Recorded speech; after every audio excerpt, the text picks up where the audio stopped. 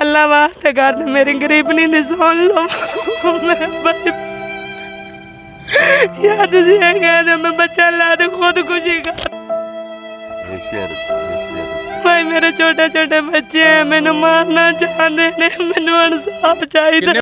भाई मेरी कोई नहीं सुनता, मैं तो थाने में दरखास्त दी थी, मेरी होते भी नहीं सुनी। भाई डरा हथ बननी मेरी वजीर अल्लाह को हम दे, मैं बड़ी परेशान, मैंने ना कुटिया मारे आने तो ये जगह वेच चली जा। बिस्मिल्लाहिर्रहमानिर्रहीम, अस्सलाम वालेकुम नाज़रीन। मेरे साथ इस वक्त अज़रा बीबी मौजूद है। ये अज़रा बीबी कसूर की रिहायशी है। कसूर के अंदर एक इलाका है अलाहाबाद, उस अलाहाबाद की ये रिहायशी है और इस अज़रा बीबी के साथ एक बहुत बड़ी ज़्यादती हुई है। मुस्तफ़ा नामी एक शख्स घर के अंदर दाखिल हुआ अपने बेटे के साथ और उसने इस औरत को ना सिर्फ मारा पीटा बल्कि इसके कपड़े फाड़ दिए, और सिर्फ कपड़े फाड़े नहीं हैं बल्कि उनकी वीडियोस भी बनाई गई हैं, और वीडियोस बनाकर इस खातून के साथ जो ज़्यादती की गई है, इसने वहाँ पर फौरी तौर पे अपने नंबर से 15 के ऊपर कॉल की। 15 के ऊपर कॉल करने के बाद पुलिस को बुलाया, पुलिस को एप्लीकेशन दी, दरख्वास्त दी, लेकिन बाअसर मुल्ज़मान की वजह से इस खातून के साथ ना सिर्फ इसकी एप्लीकेशन को खुड्डे लाइन लगा दिया गया, इसने DPO कसूर को एप्लीकेशन दी, उन्होंने मार्क कर दी DSP को,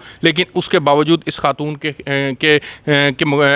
एप्लीकेशन के ऊपर जो है वो मुकदमा दर्ज अभी तक नहीं हो सका। इस खातून के साथ इस कदर जुल्म हुआ है नाजरीन कि ये इसका हौसला है इस खातून का कि ये यहाँ पर आज मेरे साथ इस वक्त मौजूद है, लेकिन ये मुसलसल रोती है। 3 मरले का इसका घर है। अहले इलाका पूरे जो हैं वो इन बाअसर लोगों के साथ मिले हुए हैं, और मिलने के बावजूद जो हैं वो इस खातून को मुसलसल कहते हैं कि 3 मरले का घर है, ये भी छोड़ के चले जाओ। बीबी मेरे नाजरीन सब तो पहले दसो की गल है, क्यों परेशान हो, क्यों रो रहे हो? एक कहानी तो की इंसाफ नहीं मिल रहा तुहानू? भाई मेरी कोई नहीं सुनता पिया, भाई मेरी कोई नहीं सुनता। मैं तो थाने में दरखास्त दी थी, मेरी होते भी नहीं सुनी। DPO को भी दी, मेरी होते भी नहीं सुनी। उल्टा मेरे तो झूठे इल्ज़ाम ला के दरखास्त देंदे ने। भाई मेरे छोटे छोटे बच्चे हैं, मैंने मारना चाहते ने, मैंने इंसाफ चाहिए। कितने बच्चे ने तुहाडे? मेरे भाई 4 बच्चे ने, मेरे छोटे छोटे बच्चे। अगर मेहनत मजदूरी काम करी दा फैक्ट्री काम करनी है भाई, मेरे को जाते भावें पहुँच सकते जो मैं फैक्ट्री मेहनत मजदूरी करनी है। शाम ਨੂੰ सच्चा आटा लिया के मैं भाई अपने बच्चों ਨੂੰ रोटी ਖਵਾਉਣੀ है। ਤੁਹਾਡਾ ਸ਼ੌਹਰ ਕੀ ਕਰਦਾ? मेरा बंदा मिस्त्रियां ਦਾ ਕੰਮ ਕਰਦਾ है, ਮੈਨੂੰ ਲੋਕ नहीं रहन ਦਿੰਦੇ, ਮੇਰੇ ਤੇ ਦੁਬਾਰਾ ਫੇਰ ਹਮਲਾ ਕਰਨਾ ਚਾਹੁੰਦੇ ਨੇ, ਮੈਨੂੰ ਗੁੱਡਿਆ ਮਾਰਿਆ ਬੜਾ ਹੈਗਾ ਨੇ। नहीं बीबी मैनू एक गल दसो, देखो नाजरीन दे अगे मैं कहानी तो सुनाई है, मैनू दसो तुसी कि तुहाडे नाल होया की है? मुस्तफा बंदा तुहाडे तो चाहता की है? क्यों ये घर च आया? क्यों तुहानू मारना चाहते ने? क्यों तुहानू की ना लेंदे ने? इन्होंने कपड़े फाड़े तुहाडे, तुहाडी वीडियो बनाई, ये तुहानू की समझ आ रहा है? भाई मैनू कोई समझ नहीं आ रहा, मेरे दे नाल खुदकुशी करते ने, वैसे आंदे ने तू इस तरह है। मैनू इन्हें कुटिया मारे आंदे तू ये जगह वेच चली जा, सानू जगह दे दे। भाई मैं वक्त नाल जगह लियांदी, मेहनत मजदूरी करके भाई डरा हथ बननी मेरी वजीर अल्लाह को हम दे, मैं बड़ी परेशान। 3 मरले जगह के पिछे पे? हाँ जी 3 मरले जगह हैगी, मेहनत मजदूरी करके मैं जगह लई है। वीर मेरे निक्के निक्के बच्चे ने, मेरी किसी पासे नहीं सुनिंदी भी, मैंने दोबारा फिर कुटना चाहते ने। मैं मेहनत मजदूरी तो बैठी हाँ, मैनू अज 25-26 दिन हो गए ना, मैं घर पुछन लै तो भुखी बैठी हाँ, मेरी मदद कर लो वज़ीर अल्लाह को।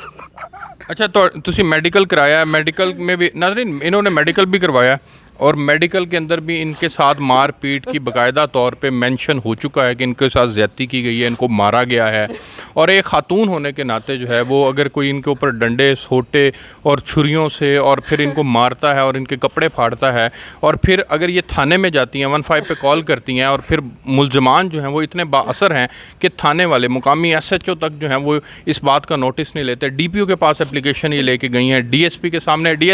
सुनवाई हुई थोड़ी? जी DSP ते पेश हुई हैं, मैं उन्हें लिख दी चूड़ियाँ DSP को, DPO को भी आई हैं, DSP को भी पेश हुई हैं। मतलब पंचायत जोड़ी है, उन्हें वो गलत इल्ज़ाम मेरे ते लाते ने, आते ने ये औरत नहीं ठीक है, ये धंधा करती, मैं भाई मेहनत मजदूरी करनी हाँ। ये DSP ने भी कहा जी अगर औरत विच इहो जिहा मसला होया ना तो असीं औरत नूं इहो जी सज़ा देंगे।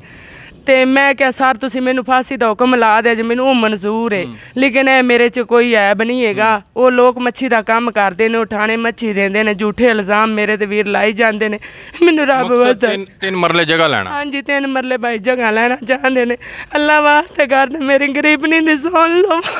मैं बड़ी یا تسی یہ کہہ دو میں بچہ لا دے خودکشی کر سکنی حوصلہ رکھو بچہ نو لا دے میں خودکشی کر لینی میں بڑی مجبور مینوں بھی 25 دن ہو گئے میری کسے پاسے نہیں سوندے میں میرا میڈیکل ہویا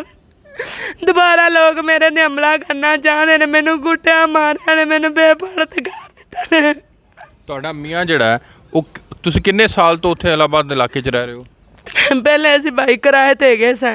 ابرا گئے سن میاں ٹاؤن والے اتنے اسی 6-7 سال اسی رہے کرائے تے ہن اسی آدھی جگہ لے لی ہن اسی اتنے گئے ہیں کوئی میرے جہو جہ ویل نہیں کوئی گل نہیں کوئی بات ਕੀ نہیں ਕੰਮ ਤੁਸੀਂ ਕੀ ਮਜ਼ਦੂਰੀ ਕਰਦੇ ਹੋ میں فیکٹری کام کرنی ہے سمبلاں والی فیکٹری ہے پلائی اتنے ساری دیہڑی میں ابو دے نال جانی ہاں اتنے ساری دیہڑی میں کام کرنی 20-25 دن ہو گئے میں ہن ਕਿੰਨੀ اندر ਮਜ਼ਦੂਰੀ ਤੁਹਾਡੀ میں 70 روپیے مان تے دیندے نے ٹھیکہ ہے گا ਅੱਛਾ ٹھیکہ بھائی ہے گا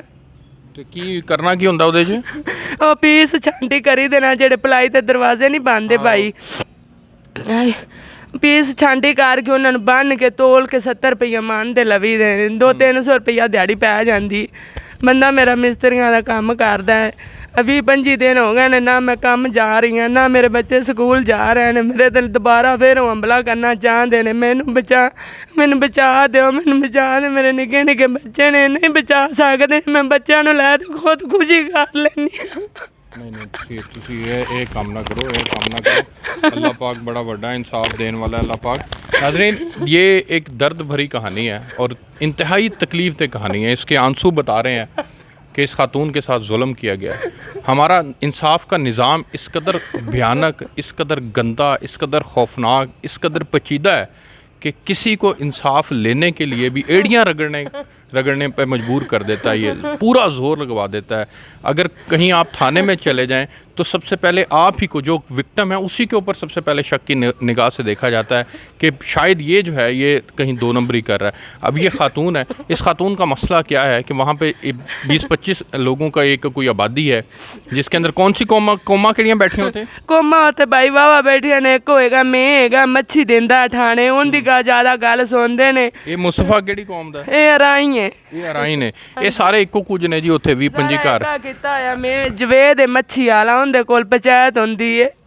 ਉੱਥੇ ਬੈਠ ਉਹ ਠਾਣੇ ਮੱਛੀ ਮੁੱਛੀ ਵੀ ਦਿੰਦਾ ਉਹਨਾਂ ਦੀ ਸੁਣਦੇ ਨੇ ਜਨਾਬ ਮੇਰਾ ਮੈਡੀਕਲ ਹੋਇਆ ਮੈਂ ਮੇਰੀ ਨਹੀਂ ਸੁਣਦੇ ਮੈਂ ਉਧਰ ਜਾਵਾਂ ਠਾਣੇ ਜਾਨੀ ਮੇਰੀ नहीं सुनते ये नाज़रीन कौन सी जगह पे लिखा हुआ है कि आप एक खातून के ऊपर हाथ उठाएं और फिर आप इस बुनियाद के ऊपर खातून के ऊपर हाथ उठाएं कि जी उस खातून से जो है वो उसके ऊपर मुख्तलिफ आप इल्ज़ामात लगाते हैं मकसद आपका उसकी प्रॉपर्टी को एक्वायर करना है आपके साथ पड़ती है तो आप कहते हैं ये 3 मरले का घर है इसका ये भी ले लो यानी जो मिले नाज़रीन उसको हज़म कर लो जो मिले इस मुल्क के अंदर जिसका जितना बस चलता है वो उस कैपेसिटी के अंदर लूट मार कर रहा है उस कैपेसिटी के अंदर वो 2 नंबरी कर रहा है जिसकी जितनी चादर है उतनी चादर के हिसाब से वो 2 नंबर है किसी का 10 रुपए की चोरी है किसी की 100 रुपए की चोरी है किसी की 1000 की है किसी की 10 लाख की है किसी की करोड़ की है किसी की 10 करोड़ की है इस मुल्क में ऊपर से लेके नीचे तक पूरा निज़ाम करप्ट है नाज़रीन अब इस खातून से किसी को क्या सरोकार हो सकता है मेडिकल रिपोर्ट के अंदर ये बात साबित हो गई है ये चाहे जैसी भी है लेकिन मेडिकल रिपोर्ट में ये बात साबित हो गई है कि आपने घर में घुस के खातून को मारा है तो फिर पुलिस का क्या काम बनता है कि वो इसके ऊपर एक्शन न ले मेरी हुकाम बाला से ये दरख्वास्त है कि ये खातून इसके 4 बच्चे हैं ये कहती है कि ये ख़ुदकुशी कर लेगी अल्लाह न करे कि ये नौबत यहाँ तक पहुँचे लेकिन जब ये इसके घर में भूख होगी नंग होगा इफलास होगी ये क्या करे फिर मरती क्या ना करे फिर नाज़रीन बताएं वो फिर क्यों ना इंसाफ लेने के लिए जब एड़ियाँ रगड़ने पे मजबूर होगी तो फिर क्यों नहीं इसको जो है वो इस सिस्टम से ये जैसे अभी फैसलाबाद के अंदर हमने देखा क्या किया एक बाप ने अपनी 2 बेटियों को खुद मार के और फिर ख़ुदकुशी कर ली और फिर क्या लिखता है कि मेरी ये लाशें जो हैं ये एदी फाउंडेशन को दे देना मेरे रिश्तेदारों को ना देना ये बात आपने भी सुनी मैंने भी सुनी नाज़रीन इस मुल्क के अंदर हर दूसरे घर के अंदर एक कहानी मौजूद है और इन कहानियों को आप तक पहुंचाना हमारी ज़िम्मेदारी है ताकि हुकाम बाला अपने गिरबानों के अंदर झांकें उनके ज़मीर जागें वो उनको झंझोड़ना हमारा मकसद है कि इन लोगों को इंसाफ फराहम किया जाए इनकी मुश्किलात को कम किया जाए अगर इनकी मुश्किलात को अभी फैसलाबाद के अंदर शेख दानिश ने क्या किया था उस बच्ची खतीजा के साथ मारा ही था ना उसको उसकी बीवी ने उसको मारा था उसको